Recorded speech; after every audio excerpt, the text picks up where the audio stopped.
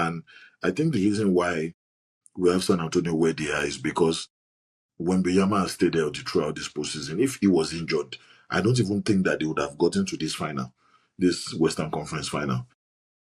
So look at how San Antonio attacked OKC's defense. Just look at the strategy. They make sure that they were high. They forced OKC into uncomfortable coverages.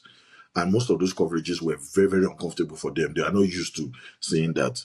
They overloaded them with Vassell and Casso. You know, those two were punishing them to help the rotations as well.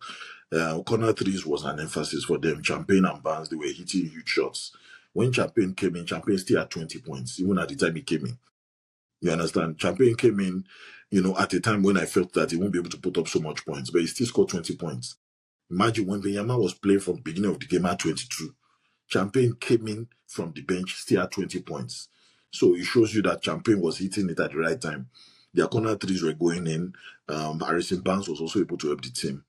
Now, Chet Holmgren was a big disappointment because that guy was supposed to generate some offense for SGA, but he couldn't just do that. Even though he still couldn't, it couldn't just be a good matchup for Wembanyama. Unfortunately, I just have to say that it couldn't just be a good matchup for Wembanyama. Even Artestein was a better matchup than him. But because of Wembanyama, now they have to play two bigs sometimes, you know, and it also affects the way the team would have been able to set themselves up. But look at how San Antonio defended OKC generally. They were able to show what I call a blitz and crowded handle. You understand? Especially with the way SGA was going. They were forcing SGA to make more mistakes than ever. They were switching 2x4. Castle, Vassell, and Champagne, they were switching on the wings. Every time they were just switching.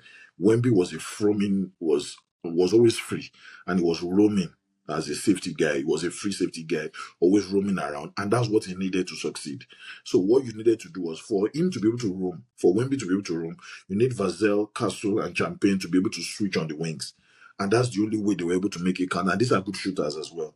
A lot of people have forgotten that. So automatically they were forcing OKC into late clock isolations, especially during the last 7 to 8 minutes, forcing them into isolations, and they were not really getting good looks because they were also not playing in a difficult situation.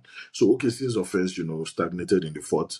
And in game 6, third quarter was where the difference came. The separation came in third quarter, and they were playing like, they knew that there was a game 7. They were not desperate in game 6. But in game 7, the Oklahoma City Thunder lost it in the fourth quarter because even at the end of the third quarter, they were still competing. But they lost it in the fourth quarter.